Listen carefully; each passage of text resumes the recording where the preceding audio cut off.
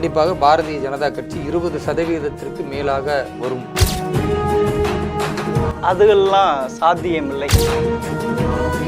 திரு ஸ்டாலின் அவர்களை பொறுத்த வரைக்கும் அவர் தமிழை தவிர வேற தெரியாது. தாமரை இனிமேல் மலருமா அப்படின்னு கேள்வியே இல்லை, ஆல்ரெடி மலர்ந்துருச்சு. பாசிச ஆட்சி திரும்பி வந்தா இந்தியாவில் ஜனநாயகமே இருக்காது. நாங்க என்ன சொல்றோம்னா, இது ஆன்மீக பூமி, இது பெரியாருடைய பூமி கிடையாது. இஸ்லாமியர்களை அவர் எதிர்க்கிறார் அப்படின்னா அப்ப என்ன செய்யணும்? எல்லாரும் இஸ்லாமியர்கள் நினைக்கிறாங்க, ஐயோ நம்ம இடஒதுக்கீட்டையும் பிஜேபி பறிக்க பார்க்கிறது.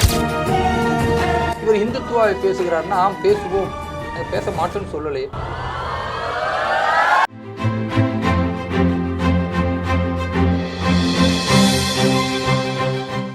ஜெம் டிவி நேயர்களுக்கு வணக்கம்.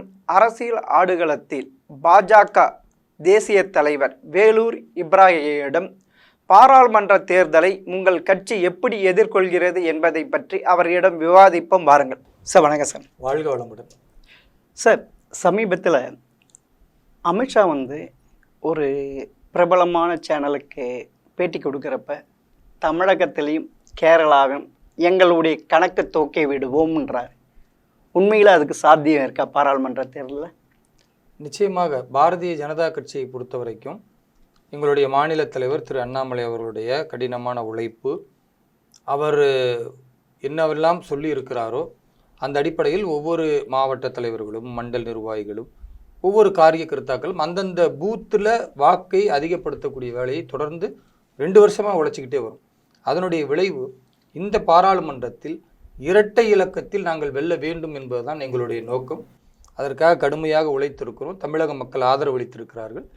நிச்சயமாக எங்களுடைய கணக்கு மிகப்பெரிய அளவிற்கு தமிழகத்திலும் கேரளத்திலும் துவங்கும். சார், இரட்டை இலக்குன்னா அவர் ஏற்கனவே அமித்ஷா சொல்லியிருக்கா 25 தொகுதிகளை வின் பண்ணுவோன்ட்டு. அதுக்கான சாத்தியக்கூறுகள் இருக்கா? 25 தொகுதிகளை வெல்ல வேண்டும் என்பது எங்களுடைய இலக்கு. அதை நோக்கி பயணிக்கிறோம். நிச்சயமாக அந்த இலக்கை தொடுவோம் என்ற நம்பிக்கை இருக்கு. தமிழக மக்கள் வாக்களித்திருக்கிறார்கள். ஜூன் 4 மாலையில் அந்த நிலைமை தெரியும். நீங்க அந்த இரட்டை இலக்கு தொகுதிகளா இல்ல வாக்கு சதவீதமா? வாக்கு சதவீதம் நிச்சயமாக இரட்டை இலக்கத்தில் இருக்கின்றது எல்லாருக்குமே தெரியும். ஏன்னா எல்லா ஊடகங்களுமே கண்டிப்பாக பாரதிய ஜனதா கட்சி 20% மேலாக வரும் அப்படின்ற விவரங்களை அறிவிச்சிருக்கிறாங்க. அதனால் அதில் யாருக்கும் மாற்று கருத்து கிடையாது. எங்களுடைய வேட்பாளர்கள் வெற்றி பெறக்கூடிய எண்ணிக்கை இரட்டை இலக்கத்தில் இருக்க வேண்டும் என்பதுதான் எங்களுடைய அதிகபட்ச உழைப்பு. நிச்சயமாக அதற்கு தமிழக மக்கள் ஆதரவு அளிப்பார்கள். அவங்களுடைய வாக்கு ஆதரவு அளிக்கப்பட்டு இருக்கும் என்ற நம்பிக்கை இருக்கு. ஆனால் திமுக சேர்ந்த RS பாரதி அதெல்லாம் சாத்தியமில்லை, நாங்கள் 40 தொகுதிகள் வெல்லுவோம், இது சொல்றதுக்கு வட இந்தியாவை மடமாற்றுவதற்காக அமித்ஷா இப்படி சொல்றாருன்றாரு. அதாவதுங்க, திமுக இப்படி சொல்லலைன்னா தான் நீங்கள் ஆச்சரியப்படணும். திமுக நிச்சயமாக பாஜக இரட்டை இலக்கத்தில் தங்களுடைய வேட்பாளர்களை வெல்ல வைக்கும் அப்படின்னு பேசுனா நீங்கள் ஆச்சரியமாக கேள்வி கேட்கலாம். பாஜக வெல்லாதுன்னு திமுக பேசுனா அதில் என்ன ஆச்சரியம் இருக்குது? அது அப்படி தானே அவங்க பேசி ஆகணும். ஒரு எதிர்கட்சியாக அவங்க அப்படி தான் பேசுவாங்க. ஏன்னா வட இந்தியாவில் பாஜகவுக்கு இப்போ டவுனில் இருக்குது, இது வச்சு அங்கே மட திருப்பத்துக்கோசம் இப்படி பேசியிருக்காரு அமித்ஷா. அப்படிலாம் கிடையாதுங்க. அதாவது சமீபத்தில் நடந்த 5 மாநில சட்டமன்ற தேர்தல் உங்களுக்கு தெரியும். குறிப்பாக அதில் ராஜஸ்தான், மத்திய பிரதேஷ், சத்தீஸ்கர் இங்கெல்லாம் மிகப்பெரிய அளவிற்கு காங்கிரஸ் வெற்றி பெறும் என்ற ஒரு பிம்பத்தை கட்டமைத்தார்கள். ஆனால் நிதர்சனம் என்ன? பெரும்பான்மை வாக்கு வித்தியாசத்தில் பெரும்பான்மை சட்டமன்ற உறுப்பினர்களோடு பாரதிய ஜனதா கட்சி வெற்றி பெற்று இன்றைக்கு அந்த மாநிலங்களெல்லாம் பாஜகவுடைய ஆட்சி நடைபெற்று கொண்டிருக்கிறது. அதுதான் இன்றைக்கு பார்லிமெண்ட் எலெக்ஷன்லேயும் நிரூபிக்க போகிறோம். எங்களுடைய இலக்கு இந்த முறை 400க்கும் மேல். அதனால் 400 பாராளுமன்ற உறுப்பினர்களை வெல்ல வேண்டும் என்ற இலக்கோடு கடினமாக பாரத பிரதமர் திரு நரேந்திர மோடி அவர்களின் தலைமையில் பாரதிய ஜனதா கட்சியின் ஒவ்வொரு தொண்டர்களும் தேசம் முழுக்க உழைத்து கொண்டிருக்கிறார்கள். அந்த வெற்றியை ஈட்டுவோம். சார், இப்போ முதல் வாக்கு பதிவு 2ஆம் வாக்குப்பதிவு சேர்ந்தா மொத்தம் 190 தொகுதிகள் வருது. அதில் பாஜக 100 தொகுதிகள் வெல்வோம்ட்டு அமித்ஷாவே சொல்லியிருக்காரு. அப்படி இருக்க மீதி 353 தொகுதிகளுக்கு அதில் உங்களால் 300 வின் பண்ண முடியுமா? நீங்கள் சொல்கிற கணக்கு பிரகாரம் பார்த்தா 400ன்றீங்க. அதாவதுங்க, நாங்கள் வந்து எப்பயுமே நிதர்சன அரசியலை பேசுவோம். தென்னிந்தியாவை பொறுத்த வரைக்கும் பாரதிய ஜனதா கட்சி வேகமாக வளர்ந்து கொண்டிருக்கிறது. அதே வேளையில் ஒரு குறிப்பிடத்தக்க வாக்கு வங்கியை இன்னும் பெறவில்லை என்பது நிதர்சனம். அதனால தான் 190 பாராளுமன்ற தொகுதிகளுக்கு தேர்தல் முடிந்த நிலையில் 100 தொகுதிகளை நாங்கள் தாண்டுவோம். ஏன்னா தென்னிந்தியாவை பொறுத்த வரைக்கும் அதுதான் சாத்தியம். வட இந்தியாவை பொறுத்த வரைக்கும் 90% பாரதிய ஜனதா கட்சி தான் எல்லா இடங்கள்லையுமே வெல்லும். கம்ப்ளீட்டாக நீங்கள் மகாராஷ்டிராவிலேருந்து எடுத்துக்கிட்டு மேலே காஷ்மீர் வரைக்கும், இந்த பக்கம் மேற்கு வங்கத்திலிருந்து ஃபுல்லாக எல்லா மாநிலங்களிலும் நிச்சயமாக இந்த முறை 90% வெற்றியை பாரதிய ஜனதா கட்சி பதிவு செய்யும். அதனால தான் சொல்லியிருக்கிறோம், இந்த 190ல் 100ஐ தாண்டுவோம். வரக்கூடிய மிச்சமுள்ள 354ல் கண்டிப்பாக 300ஐ தாண்டுவோம். இது எங்களுடைய இலக்கு, எங்களுடைய நம்பிக்கை. அது பிரகாசமாக இருக்குது. அந்த வெற்றியை நிச்சயமாக ஈட்டுவோம். இதே அமித்ஷா இன்னொன்னும் சொல்லியிருக்காரு, தென்னிந்தியாவில் காங்கிரஸை விட பாஜக அதிகமான தொகுதிகளை வின் பண்ணுன்னு சொல்லியிருக்காரு. அதுக்கான சாத்தியக்கூறுகள் இருக்கா? நிச்சயமா. நீங்கள் எப்படின்னா கர்நாடக மாநிலத்தை எடுத்துக்கோங்க. அது ஒண்டிதான் இருக்கு. கர்நாடக மாநிலத்தில் நாங்கள் 25 பாராளுமன்ற எம்பி கேண்டிடேட் 2019 வென்று இருக்கிறோம். எப்பயுமே 25 நாங்கள் வெல்வோம். அதில் எந்த மாற்று கருத்துமே கிடையாது. நீங்கள் அதே போன்று ஆந்திராவை எடுத்துக்கோங்க, அதே போன்று தெலுங்கானாவை எடுத்துக்கங்க. அங்கெல்லாம் வந்து காங்கிரஸை பொறுத்த வரைக்கும் பெரிய அளவுக்கு ஒரு மக்கள் செல்வாக்கு இல்லை. தெலுங்கானாவில் இப்போ தான் ஆட்சி அமைச்சிருக்கிறாங்க. ஆந்திராவில் சுத்தமாக காங்கிரஸுக்கு மக்கள் செல்வாக்கு இல்லை. அந்த அடிப்படையில் நீங்கள் பார்த்தா தெலுங்கானா, ஆந்திரா, அதே போன்று கர்நாடகா, இந்த முறை தமிழகத்திலும் நாம் வந்து ஒரு 5க்கும் மேற்பட்ட பாராளுமன்ற உறுப்பினர்களை வெல்லுவோம் என்று எல்லா ஊடகங்களும் சொல்லி இருக்கிறது.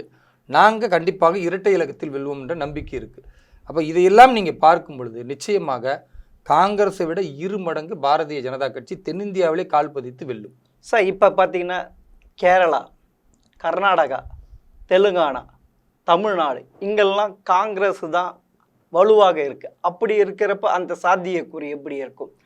அது கற்பனையில சொல்றாரு அமித்ஷா. இல்லைங்க, கர்நாடகாவை நீங்கள் எடுத்துக்கிட்டால் மொத்தமாக பாரதிய ஜனதா கட்சி ஸ்வீப் பண்ணும். 25 தொகுதிகள் நாங்கள் தான் வெல்லுவோம். கடந்த முறையும் வென்றிருக்கிறோம். நீங்கள் கேரளாவை எடுத்துக்கிட்டால் கம்யூனிஸ்ட்டும் காங்கிரஸும் தான் நேரடி போட்டி. இப்போ பாரதிய ஜனதா கட்சி கடுமையாக போட்டிட்டு இருக்கிறது. இந்த நிலையில் உங்களுக்கு பார்த்தீங்கன்னா பாதி அளவுக்கு தான் காங்கிரஸ் வெல்ல முடியும். மீதி அளவுக்கு பாஜகவும் கம்யூனிஸ்ட்டும் தான் வெல்லுவதற்கான வாய்ப்பு இருக்குது. இது அந்த மாநிலத்தின் இலக்கு. தமிழகத்தை பொறுத்த வரைக்கும் காங்கிரஸ் ஒரு 5 பாராளுமன்ற தொகுதியில் வெற்றி பெற்றாலே அவர்களுக்கு பெரிய வெற்றியாக அதை கருதுகிறார்கள். அதுதான் தமிழகத்தில் உள்ள நிலைமை இருக்கு. காங்கிரஸ் அது கூட்டணி பலம் அதிகமா இருக்கு. இருக்கட்டுங்க, சத்தீஸ்கர்ல கூட நிச்சயமாக பாஜக வெல்லவே முடியாது என்று எல்லா ஊடகங்களும் எழுதியது. ஆனா பெரும்பான்மை வெற்றியை நாங்க தான் பெற்றோம். அதனால ஊடகங்கள் சொல்வதோ அல்லது பெருங்கொண்ட கட்பந்தன் கூட்டணின்னு சொல்றதெல்லாம் கடந்த காலத்தில் பாஜக உடைத்திருக்கிறது. நிதர்சன உண்மையை நாங்கள் வெளிப்படுத்தி இருக்கிறோம். அதனால் இந்த முறை நிச்சயமாக ஜூன் 4 அன்றைய மாலை என்பது மிகப்பெரிய அளவிற்கு பாஜகவினர் கொண்டாடக்கூடிய அளவிற்கு தேசம் முழுக்க ஒரு மகிழ்ச்சியான நாளாக அமையும். சார், இதே தமிழக முதல்வர் ஸ்டாலின் மோடி தோல்வி பயத்தால் தூக்கம் இல்லாமல் தவிக்கிறார், பயம் வந்துருச்சு அப்படின்ட்டு சொல்லியிருக்காரு. சார் பேசட்டும். ஜூன் 4க்கு பிறகு யார் தூக்கம் இல்லாமல் போவார்னு அவருக்கே தெரியும். அதனால் இன்றைக்கு தமிழக முதல்வர் என்ன பேசினாலும் இங்கே தேர்தல் முடிஞ்சிருச்சு. இவருடைய பேச்சு தேசம் முழுக்க ஒரு தாக்கத்தை ஏற்படுத்த போவதில்லை. இவர் ஒரு தேசிய தலைவர் கிடையாது, இவர் ஒரு மாநிலத்தினுடைய தலைவர். சொல்லப்போனால் ஒரு மம்தா பானர்ஜி அவர்களை போன்றோ அல்லது லல்லு பிரசாத் யாதவ் போன்றோ ஒரு ஹிந்தியிலோ ஒரு ஆங்கிலத்திலோ புலமை வாழ்ந்து மக்களிடத்தில் பேசக்கூடியவர்களாக இருந்தால் கூட இந்த தேசம் முழுக்க அந்த செய்தி போவதற்கான வாய்ப்பு இருக்குது. திரு ஸ்டாலின் அவர்களை பொறுத்த வரைக்கும் அவர் தமிழை தவிர வேறு தெரியாது. தமிழையே துண்டுச்சீட்டை வைத்து தான் படிக்கக்கூடிய ஒரு தகுதி வாய்ந்த தலைவர் அவர். அப்படிப்பட்ட ஒரு நிலைமையில் இவர் இனிமேல் ஏதாவது பேசி அதன் மூலமாக தேசம் முழுக்க ஏதாவது அரசியல் தாக்கமோ இல்லை வாக்கு சதவீதம் பாஜகவுக்கு குறையுமான நிச்சயமாக கிடையாது. அதனால் அவர் பாட்டுக்கு இந்த ஜூன் 4 வரைக்கும் என்ன வேணாலும் பேசட்டும். பாஜக பயப்படுகிறது, மோடி பயப்படுகிறார், தூக்கம் இல்லாமல் அலைகிறான்னு என்னெல்லாம் சொல்லணுமோ அதை நாங்கள் பொருட்படுத்துவது கிடையாது. ஏன்னா தமிழகத்தில் தேர்தல் முடிஞ்சிருச்சு. நாங்கள் வெவ்வேறு மாநிலங்களில் வெவ்வேறு எதிர்க்கட்சிகளை எதிர்த்து போராடி கொண்டிருக்கும் பொழுது தேவையற்ற இது போன்ற விமர்சனங்களை நாங்கள் கண்டுகொள்ள மாட்டோம். அது அவசியமற்றது. இதே ஸ்டாலின் தான் இன்னொன்று சொல்லுகிறார், இது திராவிட பூமி, இது பெரியார் பூமி, இங்கே வந்து பாஜக எக்காலத்துக்கும் வேர் ஊன்ற முடியாது, கால் ஊன்ற முடியாது அப்படின்னு சொல்றாரு. அதாவது அவர் சொல்லுவது அவருக்கே எதிரானது. ஏன்னா திராவிட மாடல்னு சொல்லக்கூடிய அவருடைய ஆட்சியில் 4 சட்டமன்ற உறுப்பினர்கள் பாரதிய ஜனதா கட்சியினுடைய உறுப்பினர்கள் இன்றைக்கும் சட்டமன்றத்தில் திமுகவுடைய ஊழலை எதிர்த்து போராடி கொண்டிருக்கக்கூடிய நிதர்சன நிலைமையை நாம் புரியணும். இப்போ தாமரை இனிமேல் மலருமா அப்படின்னு கேள்வியே இல்லை. ஆல்ரெடி மலர்ந்துருச்சு. சட்டமன்றத்தில் எங்களுடைய சட்டமன்ற உறுப்பினர்கள் இருக்கிறார்கள். அவர்கள் திமுகவினுடைய ஊழலை எதிர்த்து போராடி கொண்டிருக்கிறார்கள். இது நிதர்சன உண்மை. இன்னொரு விஷயம் நீங்கள் அடிப்படையில் புரிந்து கொள்ளணும். இது திராவிட மாடல் பெரியார் பூமின்னா என்ன சொல்ல வராரு? இங்கே கடவுள் நம்பிக்கை இல்லாதவர்கள் இருக்கிற பூமி அப்படின்னு சொல்ல வராரா? நாங்கள் என்ன சொல்கிறோன்னா இது ஆன்மீக பூமி, இது பெரியாருடைய பூமி கிடையாது. ஏன்னா ஈவேராவை பொறுத்தவரை கடவுளை நம்புபவன் காட்டு மிராண்டின்ற கொள்கையை சொன்னவர். அதை பின்பற்றுகிற திரு ஸ்டாலின் அவர்களும் அவருடைய மகன் உதயநிதி ஸ்டாலின் அவர்களும் அவர்களுக்கு கூட யாரெல்லாம் கொள்கை கூட்டணி என்று அமைத்திருக்கிறார்களோ அதுபோன்ற காட்டு மிராண்டிகளுக்கு வேண்டுமானால் அந்த கொள்கை பிடித்திருக்கலாம். ஆனால் தமிழகத்தில் உள்ள 95% மக்கள் கடவுள் நம்பிக்கை உள்ளவர்கள், கடவுளை மதிக்கக்கூடியவர்கள், வணங்கக்கூடியவர்கள், அது எந்த மதமாக இருந்தாலும். அதனால் இந்த கொள்கையை, ஈவேராவுடைய கொள்கையை தாங்கி பிடிக்கிற திரு ஸ்டாலின் அவர்கள் வெளிப்படையாக இது ஆன்மீக பூமி அல்ல, இது ஈவேரா பூமி, இங்கே கடவுள் மறுப்பு தான் எங்களுடைய கொள்கை, அதை தான் நாங்கள் சொல்லுவோம் அப்படின்னு வெளிப்படையாக பேச தயாரானா அதை பேச மாட்டாங்க.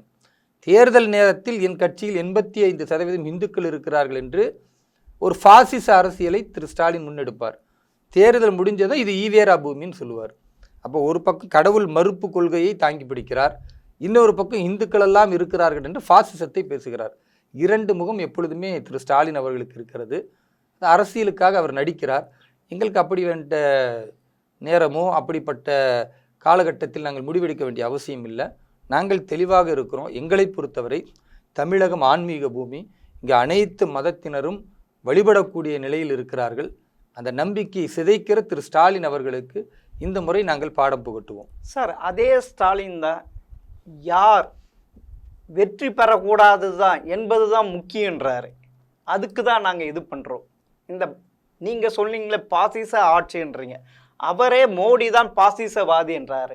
பாசிச ஆட்சி திரும்பி வந்தால் இந்தியாவில் ஜனநாயகமே இருக்காது அப்படின்னு சொல்லியிருக்காரு. பாருங்க, ஃபாசிசம் என்பதை நீங்கள் எப்படி அளவுகோல் பண்ணுவீங்க? ஒருவருடைய பேச்சு, ஒருவருடைய நடவடிக்கையில் இருந்து தான். இப்போ நான் என்ன சொல்கிறேன்னா, திரு ஸ்டாலின் அவர்கள் ஃபாசிஸ்ட்னு சொல்கிற காரணம், என் கட்சியில் 85% இந்துக்கள் இருக்கிறார்கள் அப்படின்னு ஒரு மதவாதத்தை அவர் பேசுகிறார். பிஜேபி என்னைக்காச்சும் எங்கள் கட்சியில் 90% இந்துக்கள் இருக்கிறார்கள் அப்படின்னு மதவாதத்தை பேசியிருக்கா? பிஜேபியுடைய கொள்கை என்ன? சப்கா சாத் சப்கா விகாஸ், எல்லோரையும் அரவணைத்து எல்லோருக்குமான வளர்ச்சி. இப்போ இதில் 2ல் யார் ஃபாசிசத்தை பேசுகிறா? நீங்கள் யோசிங்க. அதே மாதிரி நீங்கள் பார்த்தீங்கன்னா, கடவுள் நம்பிக்கை கொண்டவர்கள் பெரும்பான்மையாக இருக்கக்கூடிய இந்த மண்ணில் கடவுளை மறுத்து கடவுளை நம்பக்கூடியவனை காட்டு மிராண்டின்னு சொல்கிற ஈவேராவுடைய அந்த கொள்கை தான் எங்களுடைய கொள்கை, அந்த ஆட்சி தான் நடக்கிறது என்று சொன்னால் இப்போ யார் ஃபாசிஸ்ட்? ஒரு பெரும்பான்மை நம்பிக்கையை அழித்து கடவுளை நம்பக்கூடியவர்களை இழிவுபடுத்தக்கூடிய ஒரு தலைவரைத்தான் நாங்கள் வழிபடுகிறோம், நாங்கள் அவரை தான் முன்னோடியாக நிகழ்த்துகிறோம் என்றால் அப்போ ஃபாசிசத்தை விதைக்கிறது யார்? திரு ஸ்டாலின் அவர்களா, பாஜகவா? அதையெல்லாம் தாண்டி நீங்கள் பாருங்கள், இன்றைக்கு இஸ்லாமிய கிறிஸ்துவ வாக்கு வங்கிக்காக அவர்கள் தாங்கி பிடித்து பெரும்பான்மை இந்து மதத்திற்கு எதிரான சனாதன நம்பிக்கையை இழிவுபடுத்துகிறார்கள். அப்போ இஸ்லாமிய நம்பிக்கையை இவங்க அதே மாதிரி என்னைக்காச்சும் பேசியிருக்கிறாங்களா? அப்படி பேசியிருந்தால் சிலவர்கள் எல்லா மதத்துக்கும் எதிரானவர்கள்ன்ற ஒரு கொள்கை வைக்கலாம். அப்படி அவரிடத்துல இல்லை. இந்து மக்களுடைய நம்பிக்கை, சனாதனத்தினுடைய எதிர்ப்பு, இதைத்தான் இவர்கள் தொடர்ந்து பேசுகிறார்கள் என்றால் இதுதான் ஃபாசிசம். ஒரு குறிப்பிட்ட மதத்தை இலக்கு வைத்து அதை ஒழிக்க வேண்டும் என்று முயற்சி செய்தால் அதற்கு பெயர் ஃபாசிசம். அந்த ஃபாசிசத்தை திரு ஸ்டாலின் அவர்களும் அவர் சார்ந்திருக்கிற திமுக கழகமும் தொடர்ந்து செய்கிறது. அதனால் இவர்கள் ஒதுக்கப்பட வேண்டியவர்கள் என்பதை நாங்கள் தெளிவாக சொல்கிறோம். சரி சார், நீங்கள் திமுக சிறுபான்மைய ஓட்டுகள், குறிப்பாக கிறிஸ்துவர் முஸ்லீம் ஓட்டுகள் வாங்கிறதுக்கு இவங்க இப்படி சொல்கிறீங்க. இதே நீங்கள் ஃபஸ்ட்டு ஃபேஸில் எப்படி மோடி பேசினார், இப்போ செகண்ட் ஃபேஸில் எப்படி பேசுகிறார்? அவருடைய பிரச்சாரம் எப்படி அமைஞ்சிருக்கு? பிரச்சாரம் சிறப்பாக இருக்குது. இல்லை, வந்தேரிகள் அதிகமாக குழந்தை பெற்றவர்கள் திரும்ப காங்கிரஸ் வந்தால் இந்துக்கள் இருக்கின்ற சொத்துலாம் வாங்கி அவங்களுக்கு கொடுத்துருவாங்க அப்படின்ட்டு பேசுகிறார். அப்படின்னா அவரும் ஒரு முதல்வர் பிரிவினைவாதி பேசுகிறார் இல்லை? பாருங்க, பாரத பிரதமர் திரு நரேந்திர மோடி அவர்கள் தன்னுடைய சொந்த கருத்தாக அதை பேசியிருந்தால் நீங்கள் சொல்லுவது ஒரு விமர்சனத்துக்குள்ளாக வேண்டிய நிலையில் இருக்கும். கடந்த காலத்தில் காங்கிரஸ் ஆட்சியில் பிரதமராக இருந்த திரு மன்மோகன் சிங் அவர் என்ன சொன்னார்? இந்த நாட்டின் வளங்களில் முதல் உரிமை இஸ்லாமியர்களுக்குன்னு சொன்னார். அதை பிரதமர் எப்படி கேட்குறாருன்னா, இந்த பாசிசத்தை, இந்த ஒரு சார்பு மத நம்பிக்கைகளை ஆதரித்து அந்த மக்களுக்கு முன்னுரிமை என்று சொல்லுவதை ஏற்க முடியாது. இது அடிப்படை. இரண்டாவது, அதிக குழந்தைகளை இஸ்லாமியர்கள் பெற்றுக்கொள்கிறார்கள் என்பதோடு நிறுத்தலை. அவர் அதுக்கு அடுத்த வார்த்தை என்ன சொன்னார்னா, அது யார் என்றால் ஊடுருவல்காரர்கள். இந்த தேசத்திற்கு ஊடுருவிய பாகிஸ்தான், பங்களாதேஷில் இருந்தவர்கள். இவர்கள் இந்த நாட்டின் வளங்களை கைப்பற்ற முனைகிறார்கள். அவர்களுக்கு இந்த நாட்டின் வளங்கள் செல்ல போகிறதா அல்லது உங்களுக்கு தேவையா அப்படின்னு பொதுவாக உங்களுக்கு என்று இந்துக்களுக்கு சொல்லலை, அந்த கூட்டத்தில் இருந்த மக்களை பார்த்து சொன்னார் உங்களுக்கு தேவையா அப்படின்னு. நீங்கள் இதை தான் பார்க்கணும். ரெண்டாவது, இஸ்லாமியர்களை அவர் எதிர்க்கிறார் அப்படின்னா அப்போ என்ன செய்யணும்? இன்னைக்கு 20 கோடி இஸ்லாமியர்கள் இருக்கிறாங்க இந்த தேசம் முழுக்க. 140 கோடி மக்களின் சேவகன் நான் அப்படின்னு பிரதமர் நரேந்திர மோடி எல்லா இடங்களிலும் சொல்கிறார். ஒருவேளை அவர் இஸ்லாமியர்களை எதிர்க்கிறாரு, அவர்கள் ஊடுருவல்காரர்கள், இந்த நாட்டில் அவர்கள் இல்லை அப்படின்னு அவர் முடிவு செஞ்சிருந்தா என்ன பேசியிருக்கணும்? நான் 120 கோடி மக்களின் சேவகன் சொல்லியிருக்கணும். ஏன் அவர் 20 கோடி மக்களை தான் ஊடுருவல்காரர்கள் சொல்கிறாரு, அதனால் அவர் ஏற்கலை அப்படின்னா அதில் ஒரு நியாயம் இருக்கும். அவர் அப்படி என்றைக்குமே சொல்லலையே. 140 கோடி மக்களின் சேவகன் என்றால் இந்த மண்ணில் பிறந்த இஸ்லாமியரோ கிறிஸ்துவரோ இந்தோ அவர் யாராக இருந்தாலும் அந்த மக்களின் சேவகனாக நான் சேவை செய்கிறேன். இது அடிப்படை. அப்போ ஊடுருவல்காரர்கள் என்பவர்கள் இந்த மண்ணுக்குரியவர்கள் அல்ல. பாகிஸ்தான், பங்களாதேஷிலிருந்து வந்தவங்க இஸ்லாமியர்களாக தான் இருக்கிறாங்க. அதனால் இஸ்லாமியர்களாக இங்கு வந்து இவர்கள் இந்த நாட்டின் வளங்களை அபகரித்தால் அதை ஏற்றுக்கொள்ள முடியாதுன்னு சொல்கிறாரு. அது நியாயம் இருக்குது. இந்த நாட்டில் உள்ள ஒரு இந்திய இஸ்லாமியர் சவுதி அரேபியாவில் போய் நான் இஸ்லாமியன் என்பதனால் அவர் அங்கே இருக்க முடியுமா? வீசா காலம் முடிஞ்சிருச்சுன்னா அவரை அந்த நாட்டிலேருந்து திருப்பி அனுப்பிடுவாங்க. இது இயல்பான நிலை. அதனால் வழிபாட்டு முறை என்ற அடிப்படையில் எல்லா நாட்டு மக்களோடும் இணைந்திருந்தாலும் என் தேசம் என்று வரும் பொழுது என் மண், என்னுடைய கலாச்சாரம், என்னுடைய பண்பாடு என்பது வேறு. பாகிஸ்தானோ பங்களாதேஷோ அவர்களுடைய நம்பிக்கை, பண்பாடு, கலாச்சாரம் என்பது வேறு. அதனால் அதை இதோடு ஒப்பிட்டு பார்க்கக்கூடாது என்பதை இந்திய இஸ்லாமியர்களும் இன்றைக்கு புரிந்து கொண்டிருக்கிறார்கள். அதனால் இந்த வார்த்தைகளை வைத்து காங்கிரஸ் விளையாடலாம். எங்களை பொறுத்தவரை சாதனைகளுடைய பட்டியல் இருக்கிறது, சாதித்திருக்கிறோம். இஸ்லாமிய மக்கள் இந்த நாட்டில் 30% பிரதமருடைய நலத்திட்டங்களில் பயனடைந்திருக்கிறார்கள். ஒரு அரசு யாருக்கும் குறை வைக்காமல் எல்லோருக்கும் சம அளவில் நலத்திட்டங்களை தந்திருக்கிறது. ஸோ அதை மக்கள்கிட்ட நாங்கள் கொண்டு போகிறோம். அதனால் இந்த வார்த்தை விளையாட்டில் இந்த தேர்தல் முடிந்த பிறகு பெருசாக ஈடுபடாது. சார், நீங்கள் இப்படி சொன்னீங்க இஸ்லாமிய இதுவே ராஜஸ்தானை சேர்ந்த சிறுபான்மைய தலைவராக இருக்கிற முஸ்லீம் தலைவர் இப்படி மோடி பேசினால எங்களால் முஸ்லீம்கிட்டே வாக்கு கேட்க முடியலன்ட்டு அப்படின்னு சொல்லியிருக்காரு. அவர் கட்சி விட்டு நிற்க உங்களால் நீங்கள் அதே மாதிரி சந்திச்சு இருக்கீங்களா? பாருங்க, நீங்கள் ஒரு முஸ்லீம். கண்டிப்பாங்க. ஒரு சமூகம் மிகப்பெரிய கட்சிகளாக இருக்கிற காங்கிரஸ், திமுக போன்ற கட்சிகள் தொடர்ந்து அந்த சமூகத்தை அச்சுறுத்தும் பொழுது இயல்பான உண்மைகளை பேசினால் கூட அந்த சமூகத்திற்கு ஒரு பயத்தை ஏற்படுத்தும். இப்போ பிரதமர் என்ன சொல்கிறாருன்னா, இஸ்லாமியர்களுக்கு மதத்தின் பெயரால் இடஒதுக்கீடு தருவதை நாங்கள் ஏற்க மாட்டோம், தர விட மாட்டோன்றார். பொதுவான இஸ்லாமியர்கள் பார்க்கும் பொழுது பார்த்தீங்களா, முஸ்லீம்களுடைய இடஒதுக்கீடை மோடி எதிர்க்கிறார் அப்படின்ற மாதிரி ஒரு மனநிலை வரும். ஏன்னா அப்படித்தான் இவங்க பிரச்சாரம் பண்ணுவாங்க. உண்மை நிலை என்னன்னா, இந்திய அரசியலமைப்பு சொல்லுகிறது மதத்தின் பெயரால் யாருக்கும் இடஒதுக்கீடு தரக்கூடாது. ஹிந்து என்பதற்காக இடஒதுக்கீடு கிடையாது, இஸ்லாமியர் என்பதற்காக இடஒதுக்கீடு கிடையாது, கிறிஸ்துவர் என்பதற்காக இடஒதுக்கீடு கிடையாது. எஸ்சி எஸ்டிக்கு இடஒதுக்கீடு கொடுக்குறோன்னா அவர்கள் ஹிந்துவில் தாழ்த்தப்பட்ட அல்லது பிற்படுத்தப்பட்ட சமூகம், அதுக்காக கொடுக்குறோம். அப்போ ஓபிசின்னு சொல்கிற இதர பிற்படுத்தப்பட்ட வகுப்பில் ஆல்ரெடி இஸ்லாமியர்கள் இடஒதுக்கீட்டில் இருக்கிறாங்க. அந்த ஓபிசியிலிருந்து தனியாக பிரித்து பிறகு நாங்கள் இஸ்லாமியர்களுக்கு என்று மதத்தின் அடிப்படையில் காங்கிரஸ் கொடுக்கும் பொழுது அதை ஏற்க முடியாது. இந்த மதத்தின் அடிப்படையில் பிரிந்ததுனால தான் பாகிஸ்தான் ஒரு நாடு பிரிஞ்சிச்சு, பங்களாதேஷ்னு ஒரு நாடு பிரிந்தது. மீண்டும் இந்தியாவை துண்டாட முடியாது. அதனால் இடஒதுக்கீடு என்பது இஸ்லாமிய மக்களில் யார் பிற்படுத்தப்பட்டவர்களாக இருக்கிறார்களோ, யார் அரசின் நலத்திட்டங்கள் பெறாமல் இருக்கிறார்களோ அவர்களுக்கு கூடுதல் கவனம் செலுத்துவோம்.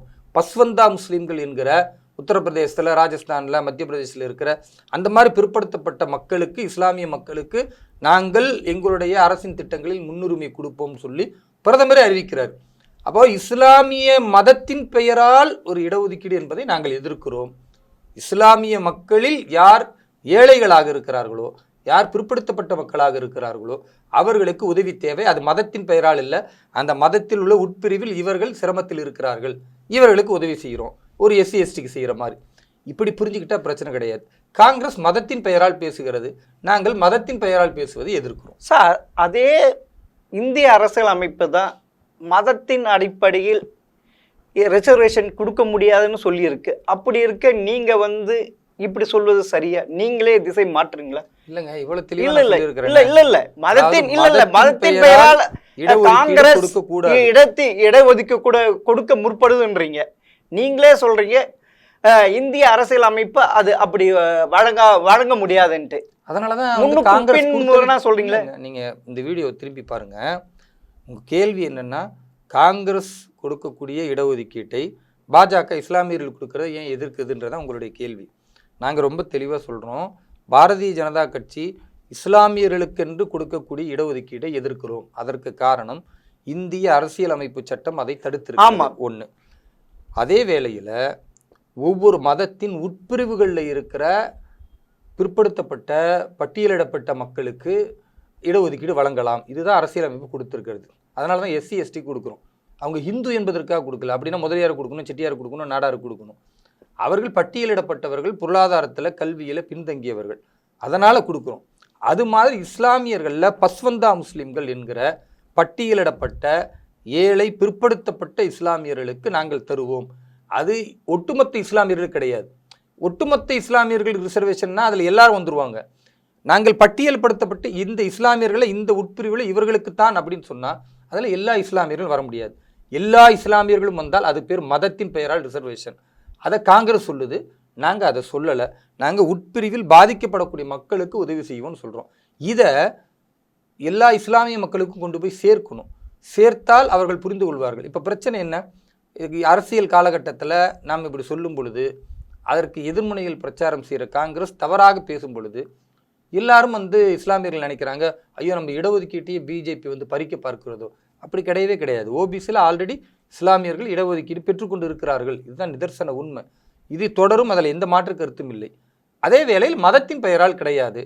இதை புரிந்து கொள்ளாமல் ராஜஸ்தானில் உள்ள எங்களுடைய சிறுபான்மையை சார்ந்த ஒரு மாவட்ட தலைவர் கூட எதிர்கருத்து பேசியிருக்கிறார். அவர் மீது நடவடிக்கை எடுக்கப்பட்டிருக்கு. ஒரு கருத்து புரியலைன்னா மேலே உள்ள தலைவர்கள்ட்ட அதை பற்றி டிஸ்கஷன் பண்ணணும். இதில் என்ன சொல்லியிருக்கிறார் பிரதமர், இதில் நமக்கு உண்மையாகவே அஃபெக்ட் இருக்கா இல்லையா என்பதை கேட்டால் அதற்கு விளக்கமளிக்க எங்களை போன்ற தேசிய தலைவர்கள் இருக்கிறோம். அவர் அப்படி கேட்காம ஒரு சாதாரண ஒரு இஸ்லாமியர் எப்படி உணர்ச்சி வசப்படுவாரோ அப்படி உணர்ச்சி வசப்பட்டு அவர் தொலைக்காட்சியில் கொடுத்த பேட்டி தான் அவருக்கு எதிராக அமைந்திருக்கிறது. இஸ்லாமியர்களை பொறுத்தவரை பாரத பிரதமர் திரு நரேந்திர மோடி எதை பேசினாலும் அது இந்த சமூகத்திற்கு எதிராக பேசுகிறார் என்ற மனநிலையை தொடர்ந்து பிம்பப்படுத்துகிறார்கள். அதற்கு ஏமாற வேண்டாம். எந்த ஒரு பிரச்சனையாக அவர்கள் நினைக்கிறார்களோ அது சம்பந்தமாக விளக்கம் கேட்டால் நாங்கள் பாஜக சார்பாக விளக்கம் அளிக்க தயாராக இருக்கிறோம். எந்த மதத்தையும் இழிவுபடுத்த வேண்டிய வேலை எங்களுக்கு இல்லை. அதே நேரத்தில் ஒரு மதத்தை தாஜா செய்து அதன் மூலம் வாக்கு வங்கியை பெற வேண்டும் என்ற நிலையை பாஜக எதிர்க்கிறது. சரி, இது நீங்கள் இப்படி சொல்கிறீங்க.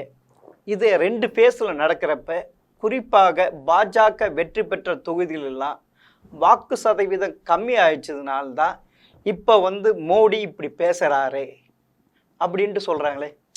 சொல்லிட்டு போட்டோம், இந்துத்துவாவை கையில் எடுக்கிறார். ஏன்னா 2004 வளர்ச்சி என்ற இது சொல்லிட்டாங்க, ஆனால் இந்துத்துவ கையை எடுக்கலை. அப்போ வாஜ்பாய் தோற்று போயிட்டார். அப்படி ஒரு நிலைமை 2024க்கு பாஜகவுக்கு வந்துடக்கூடாது. அதனால் இப்போ இந்துத்துவை கையில் எடுக்கிறார். ஏன்னா வட இந்தியாவில் படித்தவர்கள் கம்மி, எது சொன்னாலும் நம்பக்கூடிய பிரதமரே இப்படி சொல்கிறாருன்ட்டு அப்படி ஒரு விஷ விதையை விதிக்கிறாரா? அதாவதுங்க, இதன் மூலமாக வட இந்தியா தென்னிந்தியா என்று 2 பிரிவுகளாக இந்த தேசத்தை பிரிக்கிற முயற்சியை தொடர்ந்து சில சதிகாரர்கள் செய்கிறார்கள். வட இந்தியான்னா படிப்பு இல்லாதவர்கள், மூளை இல்லாதவர்கள், சிந்திக்காமல் இருப்பார்கள். தென்னிந்தியர்கள்னா ரொம்ப படித்தவங்க, ரொம்ப சிந்திப்பாங்கன்னா அப்போ ஒரு தேசத்தில் பெரும்பான்மை மக்களை நீங்கள் என்ன தென்னிந்தியாவை விட வட இந்திய மக்கள் அதிகம். வட இந்திய மாநிலங்கள் அதிகம், ஹிந்தி பேசக்கூடிய மாநிலங்கள் அதிகம். அப்போ தென்னிந்திய மக்கள் அறிவாளிகளாகவும் அவர்களை முட்டாள்களாகவும் கருதி இதை பிரிவினைவாதத்தை தூண்டினால் இது நாளைக்கு 2 துண்டா இந்த நாட்டை பிளக்கிறதுக்கான சதி. நம்பர் 1. இரண்டாவது, ஹிந்துத்துவாவை பிரதமர் பேசுகிறார் என்றால் பேசினா என்ன தப்புன்னு தான் நாங்கள் கேள்வி கேட்குறோம். ஹிந்துத்துவானா என்ன? அது பேசக்கூடாத ஒரு பேச்சா? இந்துத்துவா என்பது நம் சார்ந்த பண்பாடையும் நம் சார்ந்த கலாச்சாரங்களையும் இந்த மண்ணுக்குரிய ஒரு சிறப்பை பேசுவதற்கு பேர் Hindutva. Hindutva it's not a religion, it is a way of life. இது உச்சநீதிமன்றம் சொல்லுது. அப்போ உச்சநீதிமன்றமே சொல்லுது இது ஒரு வாழ்வியல் முறை என்று. அந்த வாழ்வியல் முறையை நாம் பேசும் பொழுது இவர் ஹிந்துத்துவாவை பேசுகிறார்னா ஆம் பேசுவோம், நாங்கள் பேச மாட்டோம்னு சொல்லலையே. இன்னைக்கும் பேசுவோம், நாளைக்கும் பேசுவோம். பாஜகவுடைய கொள்கையில் ஹிந்துத்துவா என்பது ஒரு அடிப்படை கொள்கை. அதனால் இதை பேசுவது காங்கிரஸுக்கோ மற்ற கட்சிகளுக்கு சிரமமாக இருந்தால் அதை பற்றி நாங்கள் அக்கறைப்பட போவதில்லை. தொடர்ந்து எங்களுடைய கருத்தை, எங்களுடைய நம்பிக்கைகளை மக்களுக்கு விதைப்போம். சார், 2019 புல்மா அட்டாக்கை வச்சு தான் நீங்கள் வின் பண்ணீங்க பாகிஸ்தானுக்கு. இப்போ அதே மாதிரி பாகிஸ்தானை சேர்ந்த யாரோ முன்னாள் அமைச்சர் சொல்லியிருக்கிறாங்க, அதாவது இந்தியாவுக்கு ராகுல் காந்தி தான் மிக ஃபயராக ஒர்க் பண்ணிட்டார், அவர் தான் பிரதமராக வந்தால் தான் நல்லன்ட்டு அப்படின்ட்டு இப்போ பிரதமர் பதிவு பண்ணியிருக்கார். அப்போன்னா மக்களை தூண்டுகிறாங்க முஸ்லீமுக்கு எதிராக, திருப்பியும் பாகிஸ்தானுக்கு எதிராக தூண்டி நீங்கள் வாக்குகள் வாங்க பார்க்குறீங்களா? அது என்னங்க, பாகிஸ்தானை பிரதமர் எதிர்த்து பேசினா முஸ்லீம்களுக்கு எதிராக பேசுவதை நீங்கள் எப்படி சித்தரிக்க முடியும்? இல்லை, இந்த தேசம் இரண்டாக பிளவுபடும் பொழுது இஸ்லாமியர்கள் எல்லோரும் பாகிஸ்தான் என்ற ஒரு நாட்டை வேண்டும் என்று போன பொழுது எங்களுக்கு அந்த நாடு வேண்டாம், இந்த மண் தான் வேண்டும், இந்த பூமியில் வாழ்ந்து இந்த பூமியில் தான் நாங்கள் மரிப்போம் என்று சபதமேற்றிருந்தவர்கள் இந்திய இஸ்லாமியர்கள். அப்படி இருக்கும் பொழுது பாகிஸ்தானை பற்றி பேசினா இந்திய இஸ்லாமியர்கள் பிரதமர் கூட தான் நிற்போமே தவிர நாங்கள் எப்படி பாகிஸ்தான் கூட நிற்போம்? பிரதமர் பாகிஸ்தானை எதிர்த்தால் சரி, இந்துக்கள் ஓட்டுகளை வாங்கறது இப்படி பேசுறாரு நீங்க கருதுவீங்க. நாங்க இந்திய பாகிஸ்தான் ராஜீவ் காந்தி ஆதரிக்கிறது பாருங்க அப்படின்ட்டு ஒரு பிம்பத்தை உருவாக்குறீங்களே. பிம்பம்னு கூட வச்சுக்கோங்க. நாங்க இந்திய இஸ்லாமியர்கள், எங்களுக்கு பாகிஸ்தானுக்கு எந்த தொடர்பும் கிடையாது. மதத்தின் பெயரால் ஓட்டுகளை வாங்கறதுக்கு அப்படி செய்யறீங்களா? பாருங்க, இந்துக்களின் ஓட்டு வாங்கறதுக்கான அரசியல் என்பது ஜெயிக்கணும், வெற்றி வேண்டும். அந்த வெற்றிக்காக ஒவ்வொரு கட்சியும் அதற்கான பரிந்துரைகளை, அதற்கான சிறப்பு அம்சங்களை எடுத்து சொல்லும். பிரதமர் அவருடைய கருத்துக்கள் எடுத்து சொல்கிறார். அதில் ராகுல் காந்திக்காக பாகிஸ்தானுடைய முன்னாள் அமைச்சர் ஆதரவு தெரிவித்து பேசுகிறதா இருக்கட்டும், அல்லது காங்கிரஸினுடைய அயலக அணியில் உள்ளவர்கள் இந்த நாட்டின் சொத்துக்களை அமெரிக்காவில் எப்படி பிரிக்கிறார்களோ அந்த மாதிரி நாங்கள் பறிமுதல் பண்ணுவோம் அப்படின்னு சொன்ன விஷயங்களை பேசுகிறதா இருக்கட்டும், பிறகு காங்கிரஸ் எங்களுடைய கருத்து அது இல்லைன்னு மறுக்கிறதா இருக்கட்டும்.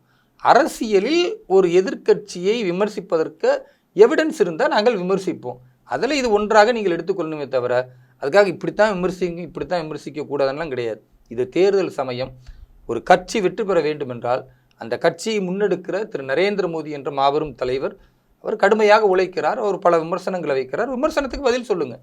நீங்கள் சொல்கிறீங்க இஸ்லாமியருக்கு இடஒதுக்கீடு கொடுக்குறது, ஆனால் மேனிஃபெஸ்டோ காங்கிரஸுடைய சிறுபான்மையினர் தான் குறிப்பிட்டிருக்கு. அதில் மொழி சிறுபான்மையினர் இருக்கலாம், மத இதில் இருக்கலாம்.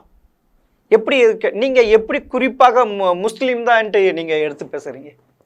பிரதமர் நரேந்திர மோடி அவர்கள் ஆதாரத்தோடு தானே சொன்னார். மன்மோகன் சிங் கடந்த காலத்தில் சொல்லும் பொழுது முஸ்லீம்களுக்கு இந்த நாட்டின் வளங்களில் முன்னுரிமை அளிக்கப்பட வேண்டும் சொன்னது இன்றைக்கும் வீடியோவாக இருக்குது. இல்ல, நீங்க சிறுபான்மைன்னு சொல்லியிருந்தா பிரச்சனை இல்லை. அதுல ஒரு சிறு பகுதி உங்களுக்கு சாதகமா எடுத்துட்டு அவர் எஸ்சி எஸ்டி பிசி எல்லாம் சேர்த்து அப்படின்ட்டு ஏற்கனவே ப்ரூவ் பண்ணியிருக்காங்க. திரும்பவும் ஏன் புரிஞ்சிக்க மாட்டேங்கிறீங்க? எஸ்சி எஸ்டி என்பது இந்து மதமா? அந்த மதத்தின் உட்பிரிவு பட்டியலிடப்பட்டவர்கள். முஸ்லீம் என்பது ஒரு மதம். ரெண்டுக்கும் ஏன் புரிஞ்சிக்க மாட்டேங்கிறீங்க? அதாவது இது எவ்வளோ காலம் தான் இந்த வாதங்களை இப்படி மழுப்புவீங்கன்னு எனக்கு தெரியல. எஸ்சி எஸ்டிக்கு பேசுகிறாரு திரு மன்மோகன் சிங் அப்படின்னா அது மதம் கிடையாது, அது ஒரு மதத்தின் உட்பிரிவு. அதே நேரத்தில் இஸ்லாமியர்களுக்கு முன்னுரிமை வழங்குவோம்னா இஸ்லாமியர்கள் என்பது ஒரு மதம்.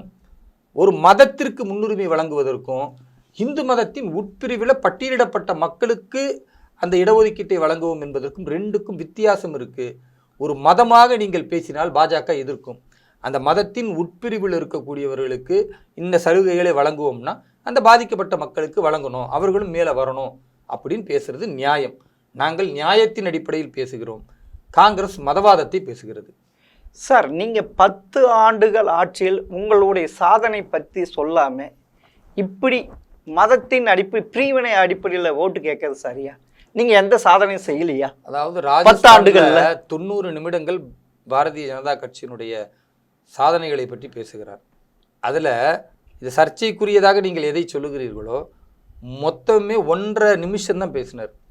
1.5 நிமிஷம் பேசியதை நீங்கள் திரும்ப திரும்ப எல்லா ஊடகங்களும் விவாதிக்கிறீங்க. 90 நிமிஷம் பேசுனதில் 1.5 நிமிஷத்தை விவாதிக்கிறீர்கள். அந்த 1.5 நிமிஷம் இல்லாமல் 90 நிமிஷத்தில் பிறகு 88.5 நிமிஷம் பேசினார்ல, அதையும் பேச மாட்டேங்கிறீங்க. அதில் என்ன பேசினார்?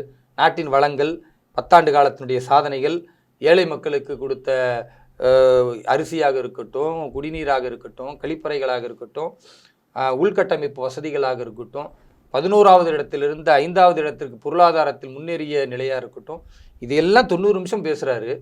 அதில் ஒரு 1.5 நிமிஷம் பேசினதை மட்டும் எடுத்துகிட்டு பார்த்தீர்களா இந்துத்துவா பேசுகிறார், பார்த்தீர்களா மதவாதத்தை பேசுகிறார், பார்த்தீர்களான்னா 1.5 நிமிஷம் பார்க்குற நீங்கள் 88 நிமிஷம் என்ன பேசினார் அதையும் நீங்கள் பார்த்தீங்கன்னா வளர்ச்சியைத்தான் பேசுகிறோம். சில இடங்களில் சில விஷயங்களை தேர்தல் நேரத்தில் குறிப்பிட வேண்டி இருக்கிறது, அதை குறிப்பிடுகிறோம், இவ்வளவுதான். சார், இதே சிதம்பரம் தான் பாஜக என்ன செஞ்சாலும் செய்ய போனாலும் தானாகவே வளர்ச்சி அடைந்து 5வதுலேருந்து 3வது இடத்துக்கு வந்தோம். இது பாஜக செஞ்ச சாதனை இல்லைன்றாரு. அதாவதுங்க, காங்கிரஸ் ஆட்சி காலத்தில் 11வது இடத்துல இருந்துச்சு. அவர்களுடைய 10 ஆண்டு கால சாதனையில் அது மேலே வரவே இல்லையே. வந்திருந்தால் நீங்கள் சொல்கிற மாதிரி நியாயம்னு சொல்லலாம். அதுவாக நடக்காது. ஒரு நாடு அதுவாக வளராது. வளருவதற்கான திட்டங்கள், உள்கட்டமைப்புகள், பொருளாதார முன்னேற்றம், வெவ்வேறு நாடுகளோட தொழில் ஒப்பந்தங்கள், அந்த நாட்டினுடைய தொழில் இந்த நாட்டுக்கு கொண்டுட்டு வந்து பல்வேறு பொருளாதாரத்தை இங்கே வளர்ச்சி பாதையில் கொண்டு போவது, பல விஷயங்களை செய்யணும். அதை திரு நரேந்திர மோடி அவர்கள் செய்ததனால் வந்ததே தவிர அதுவாக போயிடும், அதுவாக நடந்துடும் அப்படின்னா இது தூங்கிக்கிட்டே ஒரு கடையை வைத்து நல்ல லாபம் சம்பாதிச்சலான்ற மாதிரி அப்படி முடியாது.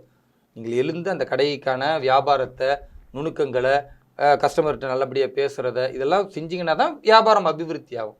நான் படுத்துக்கொண்டே கடையை திறந்து விட்டேன் அதுவாக நடந்து விடும்னா அது பைத்தியகாரத்தனம். சிதம்பரம் போன்றவர்கள் இப்படி பேசுவது வருத்தத்திற்குரியது.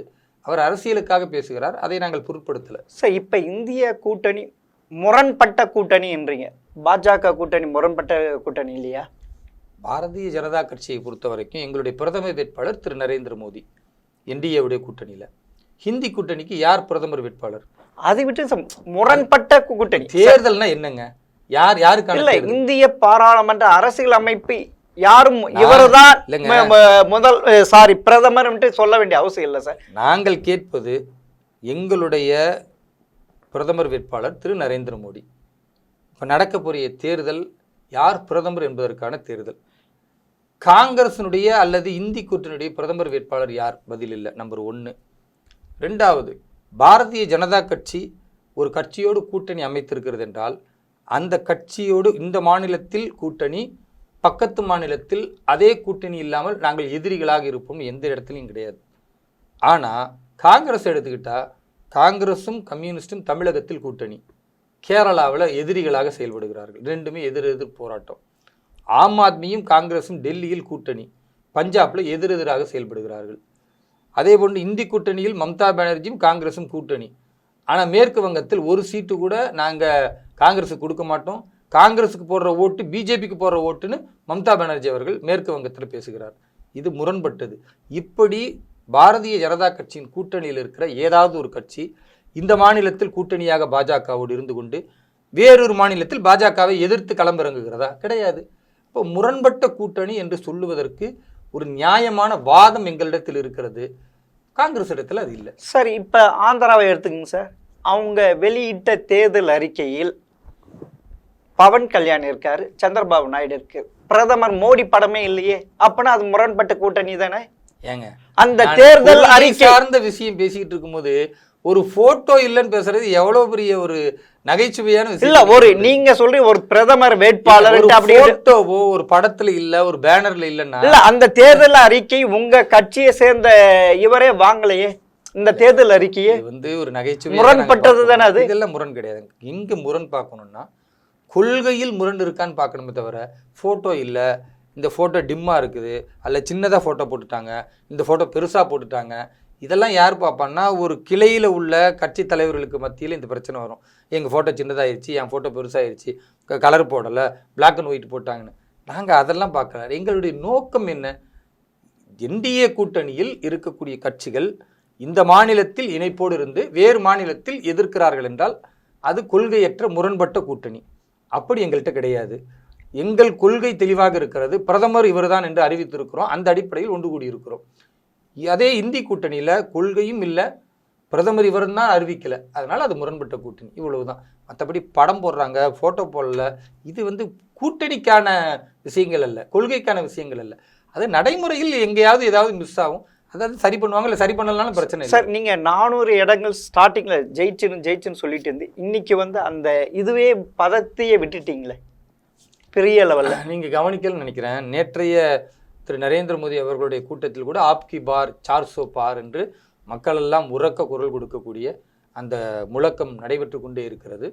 நிச்சயமாக எங்களுடைய நோக்கம் இலக்கும் பெரிது, அதை அடைவோம் என்ற நம்பிக்கை எங்களுக்கு இருக்கு. ஜூன் 4ஆம் தேதி என்ன என்பது தெளிவாக தெரிஞ்சு சார். ஜெம் டிவிக்காக பொன்னார் மிக்க நன்றி சார். நன்றி, வாழ்த்துக்கள்.